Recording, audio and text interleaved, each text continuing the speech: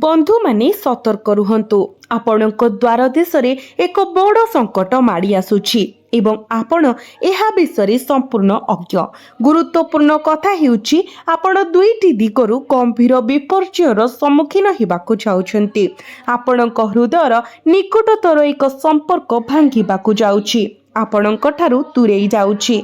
जेतेबेले आपणक अजाणतरे एक बड़ समस्या गुप्त भावरे आपणक उपरे माड़ी आसीछि, आपणक राशिर लोकंक पई आपण वर्तमान विभिन्न प्रकारर प्रतिकूलता एवं विपर्ययर सम्मुखीन हेबाकु जाउछन्ति। सतर्कता हेउछि आपणकर एकमात्र सुरक्षा। एही कार्यक्रमर शेष आडकु मु आपणको एक शक्तिशाली प्रतिकार मध्य कहिबी। आपणको निश्चित भावरे एही प्रतिकार करिबाको पड़िबो, जहा फलरे आपणको जीवन रे आसुथिबा समस्त समस्या को आपण दूर करि पारिबे।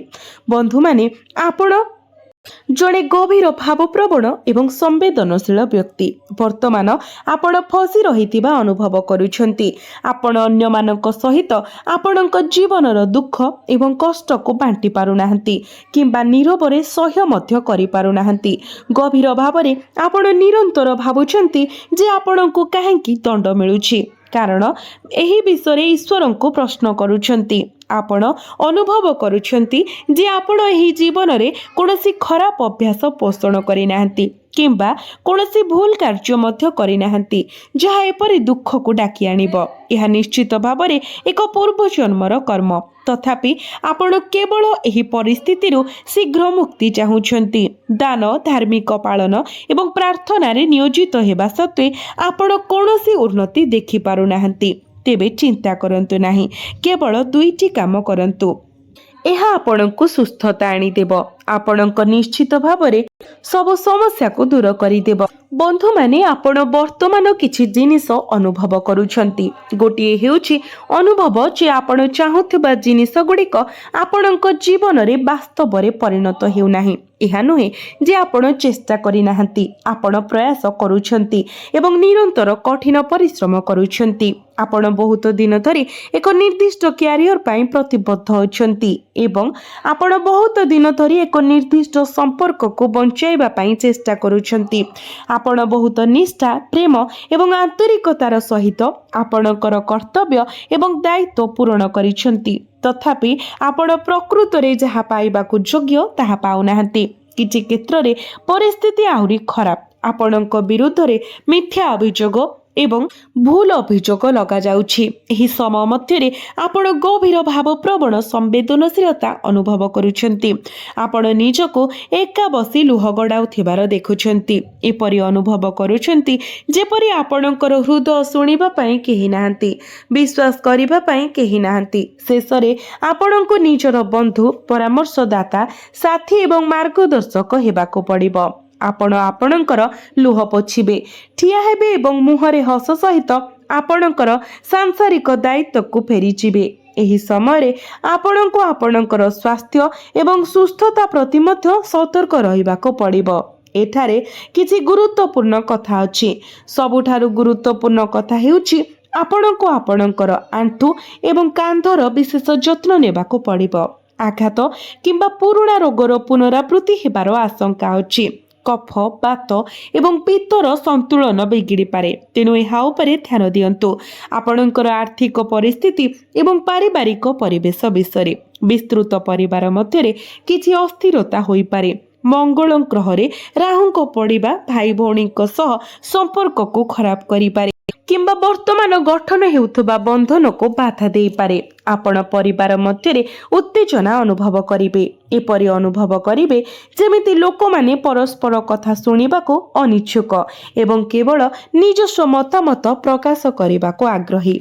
आपण आपणकर परिवारर वयस्क व्यक्ति को आपणको सठिक प्रकारर समर्थन प्रदान करुथिबा देखिबे नाही। यह व्यतीत आपणक परिवारर वयस्क महिला मानक पई गुरुत्वपूर्ण स्वास्थ्य विपद रहिछि।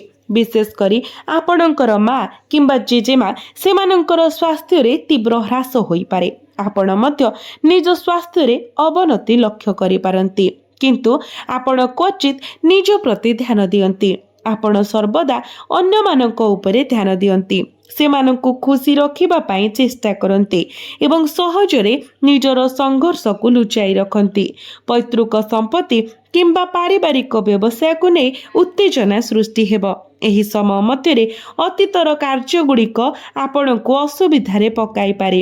ପୁରୁଣା ପଡ଼ି ରହିଥିବା କାମ ସମାପ୍ତ କରିବା ଏକ କଷ୍ଟକର ସଂଘର୍ଷ ପ୍ରମାଣିତ ହେବ। ଏହା ସହିତ ଅତୀତର ଭୁଲଗୁଡ଼ିକ ପ୍ରକାଶ ପାଇବ ଏବଂ ଏକ ପୁରୁଣା ସମସ୍ୟା ଯୋଗୁଁ ସମ୍ପର୍କ କ୍ଷତିଗ୍ରସ୍ତ ହୋଇପାରେ। ଆପଣଙ୍କ କର୍ମକ୍ଷେତ୍ରରେ ପରିବେଶ ପ୍ରତିକୂଳ ହୋଇଯିବ ଏବଂ ଆପଣ ନକାରାତ୍ମକତା ଅନୁଭବ କରିବେ। ଶନିଙ୍କର ବକ୍ରି ଚଳନ ଆପଣଙ୍କ ଜୀବନରେ ଅତୀତର ବିଷୟଗୁଡ଼ିକୁ ପୁଣି ଟାଣି ଆଣେ। ପୁରୁଣା କର୍ମ, ଅତୀତର କଥାବାର୍ତ୍ତା ଏବଂ ପୂର୍ବ ସମସ୍ୟାଗୁଡ଼ିକୁ ଫେରାଇ ଆଣେ। ଆପଣଙ୍କ ମଧ୍ୟରୁ କେତେକ ବ୍ୟବହୃତ ଯାନ କିମ୍ବା ପୂର୍ବରୁ ଥିବା ଘର କିଣିପାରନ୍ତି।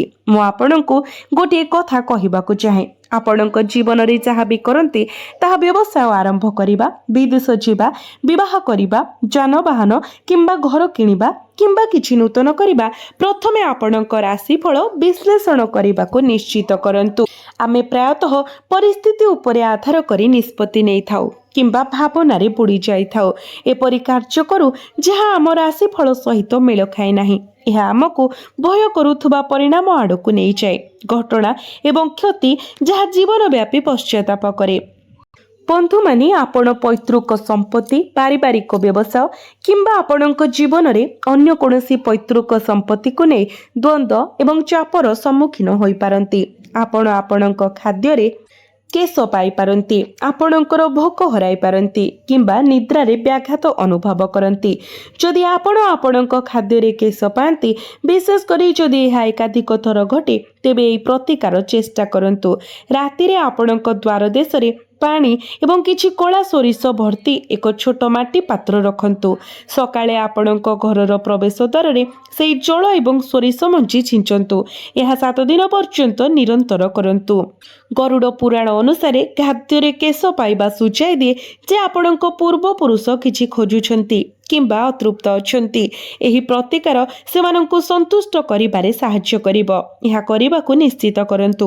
ଯଦି ଆପଣ ବାରମ୍ବାର ଖସି ପଡ଼ୁଛନ୍ତି, ଆପଣଙ୍କ ଆଣ୍ଠୁ କିମ୍ବା ଗୋଡ଼ରେ ଆଘାତ ପାଉଛନ୍ତି କିମ୍ବା ଆପଣଙ୍କର ପିଠି ଏବଂ ଅଣ୍ଟାରେ ଲଗାତାର ଯନ୍ତ୍ରଣା ଅନୁଭବ କରୁଛନ୍ତି, ତେବେ ଏହା ଚେଷ୍ଟା କରନ୍ତୁ। ଯଦି ଆପଣ ଜଣେ ପୁରୁଷ, ତେବେ ଆପଣଙ୍କ ଡାହାଣ ଗୋଡ଼ ଚାରିପାଖରେ, ବିଶେଷ କରି ପାଦର ଉପର ଅଞ୍ଚଳ 8 ଥର କଳା ସୂତା ଗୁଡ଼ାନ୍ତୁ। ଯଦି ଆପଣ ଜଣେ ମହିଳା, ତେବେ ଆପଣଙ୍କ ବାମ ଗୋଡ଼ ଚାରିପାଖରେ କଳା ସୂତା 8 ଥର ଗୁଡ଼ାନ୍ତୁ। ଏହା ଗୋଡ଼ ଆଘାତ ଏବଂ ଯନ୍ତ୍ରଣାର ସମାଧାନ କରିବ। ଏହା ଏକ ଗ୍ୟାରେଣ୍ଟି। ଯେପରି ଆମେ ଉଲ୍ଲେଖ କରିଛୁ, ଏହି କାର୍ଯ୍ୟକ୍ରମ ଅନେକ ଅନ୍ତର୍ଦୃଷ୍ଟି, ପ୍ରତିକାର ଏବଂ ସମାଧାନ ପ୍ରଦାନ କରେ। ଏହି ସମୟ ମଧ୍ୟରେ ଆପଣ ଅତ୍ୟନ୍ତ ଭାବପ୍ରବଣ ହେବେ ଏବଂ ଏହି ଅତ୍ୟନ୍ତ ଭାବପ୍ରବଣ ପ୍ରକୃତି ଆପଣଙ୍କ କଷ୍ଟର କାରଣ ହୋଇପାରେ। କିଛି ଲୋକ ଆପଣଙ୍କୁ ଟଙ୍କା ମଧ୍ୟ ମାଗିପାରନ୍ତି। ଲୋକମାନେ ଆପଣଙ୍କ ଜିନିଷପତ୍ର, ଯେପରିକି ଆପଣଙ୍କ ଗାଡ଼ି କିମ୍ବା ଅନ୍ୟାନ୍ୟ ଜିନିଷପତ୍ର ମାଗିପାରନ୍ତି ଏବଂ ଆପଣଙ୍କୁ ନା କହିବାକୁ ପଡ଼ିବ, ଅନ୍ୟଥା ଆପଣ ହିଁ କ୍ଷତିରେ ପଡ଼ିବେ। ଚାକିରି କରୁଥିବା ଲୋକଙ୍କ ପାଇଁ ଏହା ଏକ କଷ୍ଟକର ସମୟ, କାରଣ କାର୍ଯ୍ୟସ୍ଥଳରେ କାର୍ଯ୍ୟଭାର ବୃଦ୍ଧି ପାଇବ। ଉପରିସ୍ଥ ଅଧିକାରୀମାନେ ଅସନ୍ତୁଷ୍ଟ ଦେଖାଯାଇପାରନ୍ତି ଏବଂ ଆପଣ ଆପଣଙ୍କର କାମ ପାଇଁ କ୍ରେଡିଟ୍ ପାଇପାରନ୍ତି ନାହିଁ। ଏହା ଅନ୍ୟମାନଙ୍କ ଦ୍ୱାରା ଦାବି କରାଯାଇପାରେ। ଜୀବନ ଅଧିକ ବ୍ୟସ୍ତବହୁଳ ହୋଇଯିବ। ସାମାନ୍ୟ କଥାକୁ ନେଇ ଗୁରୁତ୍ୱପୂର୍ଣ୍ଣ ଚାପ ଏବଂ ଉତ୍ତେଜନା ସୃଷ୍ଟି ହେବ। ପତି ପତ୍ନୀଙ୍କ ମଧ୍ୟରେ ବିବାଦ ଏବଂ ଉତ୍ତେଜନା ସୃଷ୍ଟି ହେବ। ପ୍ରେମ ସମ୍ପର୍କ ମଧ୍ୟ ପ୍ରତିକୂଳ ପରିସ୍ଥିତିର ସମ୍ମୁଖୀନ ହେବ। ଶୁକ୍ରଙ୍କ ଉପରେ ମଙ୍ଗଳଙ୍କର ଦୃଷ୍ଟି ପ୍ରେମ ଏବଂ ବୈବାହିକ ସମନ୍ୱୟ ଉଭୟକୁ ବାଧା ଦେଇଥାଏ। ଛୋଟ ଛୋଟ ପ୍ରସଙ୍ଗ ଉପରେ ଝଗଡ଼ା ଆଶା କରାଯାଏ। ଆପଣଙ୍କର ଜୀବନସାଥୀ ଅଯଥା ଯୁକ୍ତି ତର୍କ କରିବେ ଏବଂ କଟୁ ଭାଷା ବ୍ୟବହାର କରିବେ।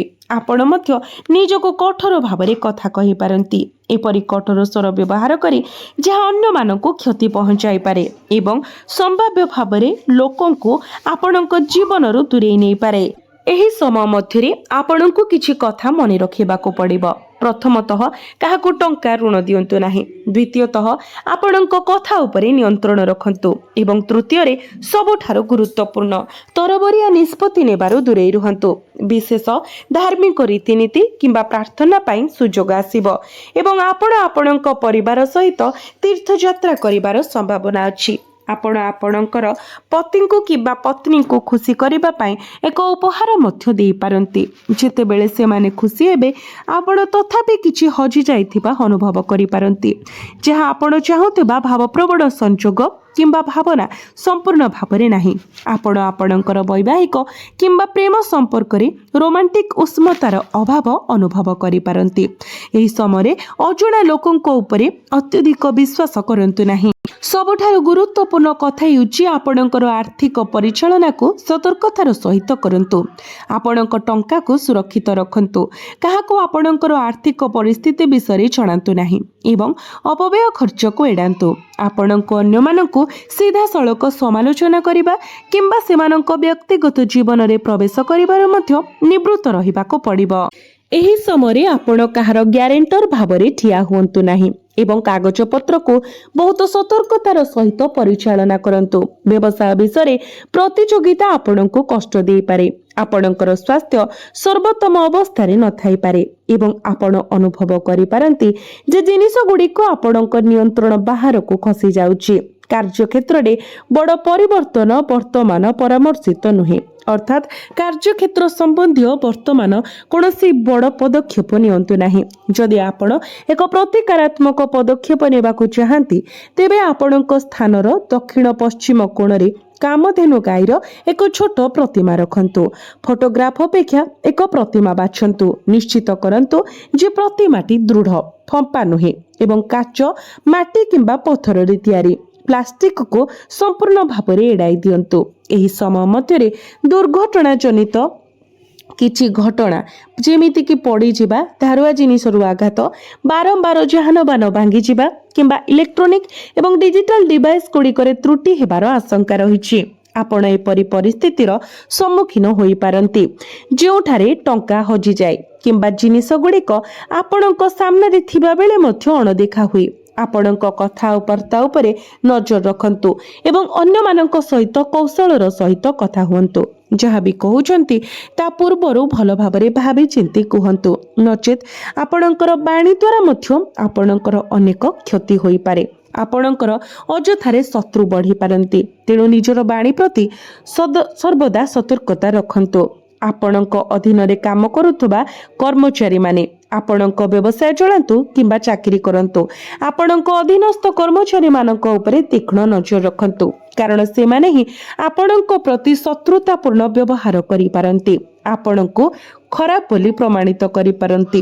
ଦ୍ୱିତୀୟତଃ ଆପଣଙ୍କୁ କଡ଼ା ନଜର ରଖିବାକୁ ପଡ଼ିବ। ଯଦି ଆପଣଙ୍କର ବିଜନେସ୍ ପାର୍ଟନର ଅଛନ୍ତି ତେବେ ସେମାନଙ୍କ ଉପରେ ଏବଂ ଆପଣଙ୍କର କର୍ମକ୍ଷେତ୍ର ଏବଂ ସମସ୍ତ ଆର୍ଥିକ କାରବାର ଉପରେ ନଜର ରଖିବାକୁ ପଡ଼ିବ। ତୃତୀୟତଃ ନିଜ ଉପରେ ଧ୍ୟାନ ଦିଅନ୍ତୁ। ଆପଣଙ୍କର ସ୍ୱାସ୍ଥ୍ୟ ଏବଂ ଆପଣଙ୍କର ମନର ଅବସ୍ଥା। ଶାରୀରିକ ସ୍ୱାସ୍ଥ୍ୟ ହ୍ରାସ ପାଇବା କିମ୍ବା ଅଶାନ୍ତ ମନକୁ ସମାଧାନ କରିବା ପାଇଁ ପ୍ରଥମ ପଦକ୍ଷେପ ହେଉଛି ଯୋଗ ଏବଂ ପ୍ରାଣାୟାମ ଅଭ୍ୟାସ କରିବା। ଆପଣ ପ୍ରତ୍ୟେକ ଦିନ ଶୀଘ୍ର ଶୋଇବା ପାଇଁ ଏବଂ ଶୀଘ୍ର ଉଠିବା ପାଇଁ ଚେଷ୍ଟା କରନ୍ତୁ। କମ୍ ସେ କମ୍ ଆପଣ ସକାଳ 5ଟା ପୂର୍ବରୁ ଉଠିବା ପାଇଁ ଚେଷ୍ଟା କରନ୍ତୁ ଏବଂ ଉଠି ସାରିବା ପରେ ଅତି କମ୍ରେ ଅଧଘଣ୍ଟା ପାଇଁ ନୀରବତା ପାଳନ କରନ୍ତୁ। କାହା ସହିତ କୌଣସି କଥା ହୁଅନ୍ତୁ ନାହିଁ। ରାତିରେ ଶୋଇବା ସମୟରେ ଆପଣଙ୍କର ପିଠି ପାଖ ଦେଇ ଶୁଅନ୍ତୁ। ପେଟେଇକି ଶୁଅନ୍ତୁ ନାହିଁ। ଦୁଇ ହାତ ଆପଣଙ୍କ ଛାତିରେ ରଖନ୍ତୁ ଏବଂ ଯେତେବେଳେ ଆପଣ ପ୍ରକୃତରେ ଖୁସି ଥିଲେ ଏପରି ଏକ ମୁହୂର୍ତ୍ତକୁ ପୁନଃଜୀବିତ କରିବା ପାଇଁ ଚେଷ୍ଟା କରନ୍ତୁ ଯେତେବେଳେ ଆପଣ ବହୁତ ଖୁସି ଥିଲେ। ଏହା ଯେକୌଣସି ମୁହୂର୍ତ୍ତ ହୋଇପାରେ, ଏପରିକି ଆପଣଙ୍କ ପିଲାଦିନରୁ। ହୁଏତ ପ୍ରଥମ ଥର ପାଇଁ ଆପଣ ଏକ ଖେଳନା କିମ୍ବା ଉପହାର ପାଇଥିଲେ ଯାହା ଆପଣଙ୍କୁ ଅପାର ଆନନ୍ଦ ଦେଇଥିଲା। ସେହି ଘଟଣାକୁ ମନେ ପକାନ୍ତୁ ଏବଂ ସେହି ଅନୁଭବକୁ ପୁଣି ଥରେ ଅନୁଭବ କରିବାକୁ ଚେଷ୍ଟା କରନ୍ତୁ। ଏହା ଆପଣଙ୍କର ମନକୁ ଶାନ୍ତ କରିବ, ସକାରାତ୍ମକତା ଆଣିବ ଏବଂ ଚନ୍ଦ୍ରକୁ ଆପଣଙ୍କର ପକ୍ଷରେ ସ୍ଥିର କରିବ। परदिन सकाळे उठिबा परे अति कम रे अध घंटा पाई नीरव रुहंतु। जदि संभव हुए तेबे आखि बंद करी ध्यान करंतु। एही अभ्यास गुड़िक आपणक जीवन को अनुकूल परिस्थिति को आकर्षित करिब। एबे आसंतु एहार प्रतिकार विषय आलोचना करिबा। जदि आपण असुविधार सम्मुखीन हेउचंती, किछि काम करूनाही बोली अनुभव करूचंती किंबा आपणक जीवन एक जीवंत नर्करे परिणत हेउछि बोली विश्वास करूचंती, तेबे एक उत्कृष्ट प्रतिकार अछि जहा आपण करि पारिबे। हळदिया कपड़ा खंडे नियंतु एवं एथिरे 5टी किंबा 7टी गोमती चक्र एवं एक संपूर्ण हळदी खंड रखंतु। तापरे एहाको एक छोट पुटुली बनाई दियंतु। एई पुटुली रे हळदीर तिलक लगांतु एवं देवींक पादरे अर्पण करंतु। विशेष करी माँ लक्ष्मी पादरे से राति पुटुलीटी को बाहर करंतु, स्नान करंतु एवं एहाको आपणक तकिया तले रखी सोई जांतु। परदिन एहाको पुणी थरे देवींक पादरे अर्पण करंतु। एहा आपणक आभा को मजबूत करिब। एथिरे हळदिया रंग मिसाइबा एक सकारात्मक शक्ति सृष्टि करिब। जेतेबेले आपण जंत्रणा किंबा कष्ट अनुभव करिवे, सेतेबेले आखि बंद करी एकांतरे बसी गभीर निश्वास नियंतु 5 ରୁ 7 थर शांत मनरे। तापरे आपण माँ लक्ष्मी को निज मनरे ध्यान करंतु किंबा हनुमान चालीसा पाठ करंतु। प्रभु बजरंग बली को ध्यान करंतु। एहा द्वारा आपण आशीर्वाद पाइबे। संपूर्ण समाधान पाई आपण प्रत्येक दिन माँ लक्ष्मी विशेष रीति पूजार्चना करंतु, श्री विष्णुंकर ध्यान करंतु एवं प्रत्येक दिन हनुमान चालीसा पाठ करने सहित प्रत्येक दिन आपण उदित सूर्य को तंबा पात्र रे जलार्घ्य अर्पण करंतु। देखिबे धीरे धीरे आपण परिवर्तन अनुभव करिवे एवं आपणक जीवन को सकारात्मक शक्ति प्रवेश करुथिबार अनुभव करिवे।